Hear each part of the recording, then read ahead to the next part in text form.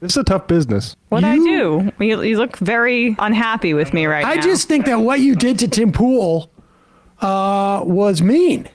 Okay. And look at how you've hurt his feelings. She was offered a tour, sushi, and poker with the boys. Like, it's one thing, but look at how sad he's become now. How none of it is worth it for him anymore. He could be making millions. Instead, he's making millions and having to work a little. Do harder work.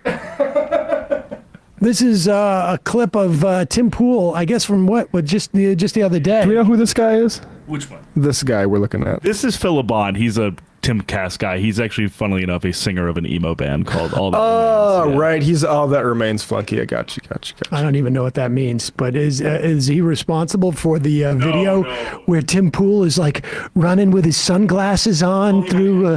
He might actually be related saving to the world. I bet he corresponds with Phil for his music. He's got Phil's a real musician. Okay, so Tim's upset. I'm sorry to hear. Yeah, how to best set this up? Tim Pool is upset because something happened on the show yesterday, and he's calling out the guy who made it happen. And he's reassessing his career. His trajectory. diarrhea? No, different. Oh, that was something else. No, this is sort of verbal diarrhea. Might do if they get in charge of the What I've government heard while they're from my lefty friends, What?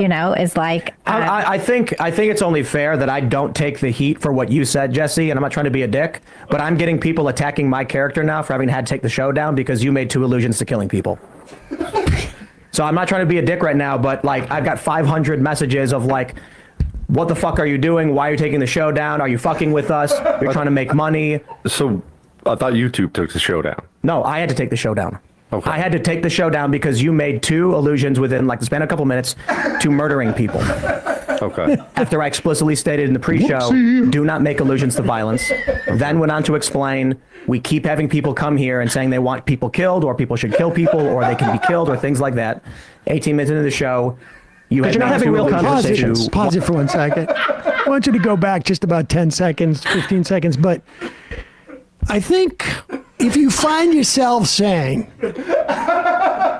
we keep having people come on the show who are making allusions to killing people or having other people killed and killing and murdering and killing places. and fighting and killing, I feel like if you say those words about your show, you may need a deeper dive into this. But apparently not. It's everybody else's fault, and this is some. And he's not even mad about the killing people so far. He's mad he had to take the show down, and that he's pissed off his fans. Yeah, he pissed off my fans. I got to do this, or we're going to get demonetized. And the funny thing is, it's not just YouTube. But go ahead, Bradley. Good. To murdering people. Okay. After I explicitly stated in the pre-show, do not make allusions to violence. Then went on to explain, we keep having people come here and saying they want people killed or people should kill people or they can be killed or things like that. 18 minutes into the show, you had made 2 allusions to, one was the helicopter thrown over the Pacific Ocean.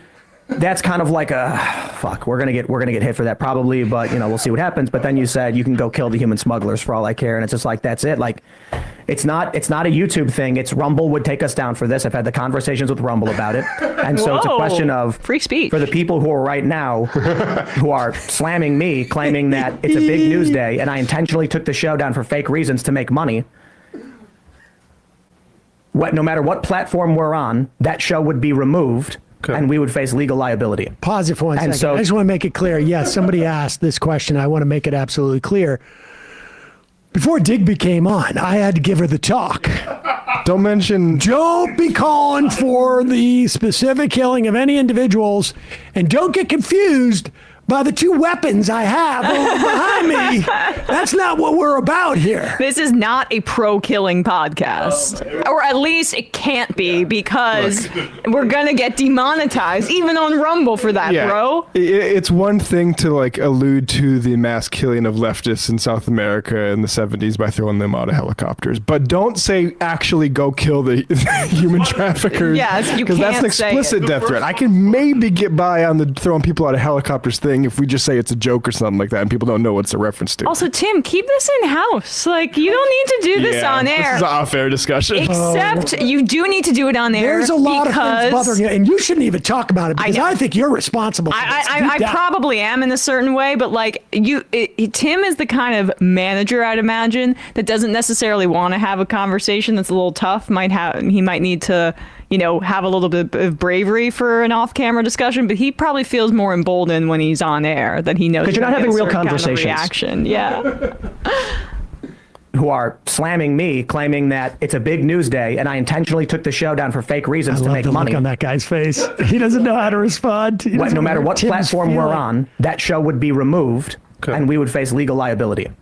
And so the question is, can we have a show if we persist? That show would be deleted, and that would be the end of it. Okay. So all I can do is say, okay, well, that's it. I tried. We take it down. That's all I can do, I suppose. And so now I get all the flack for it. It's not a fun job. It's the best job. Heavy lies the beanie. I mean, I could just host my morning show where it's just me and it makes $1 million a year and not have to worry about anybody coming in. I don't have to worry about employees dumping bacon grease down my drains and clogging up our septic system. I don't have to worry about getting swatted 15 times and getting death threats all the time, and then having people accusing me of trying to rip them off to make money because people come on the show and like don't respect the space or whatever. Like, man, it is stressful. I was just talking about how people come in here and they just vape, despite it's wild, dude. It's absolutely fucking wild. Like, look on that guy's face. He's like, thousands of dollars every week to Tim's having a meltdown. Accommodation. And then we get people who come out here and they just don't care about anything we do. And I'm not saying you are. It's just like it builds up on you. Emma. And then when you are forced to make that difficult decision, it's all my fault. So I'm like, shit, man. I had a conversation with this prominent industry professional, a year ago, and I was like, dude, when I was just doing my morning show, I was a millionaire, working 6 hours a day, playing video games, going out for pizza, doing a morning podcast that was like number 50 in the world. You were going out for pizza? And then we were like, let's do more. Let's take on the world. Let's fucking build culture. Let's do another show. You're playing a game called capitalism. Let's go to fucking war. And now all of that money that comes in pays for employees, pays for a building, pays for infrastructure, pays for cool shit. Everyone who's a member. Cool shit. Like my salary that I get paid just comes from the morning show for the most part. I say for the most part because there's profit. I'm not going to act like there's not profit. Right, yeah. But my the amount of money that we generate from memberships. Pause it for 1 second, just so to be clear.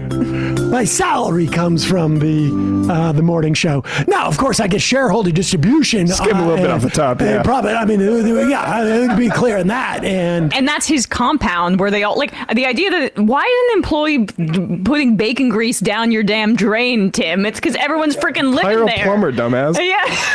maybe just have an office space. He's right. If you've got a septic tank, and really, I mean, largely speaking, first of all, you take the bacon grease and you save it.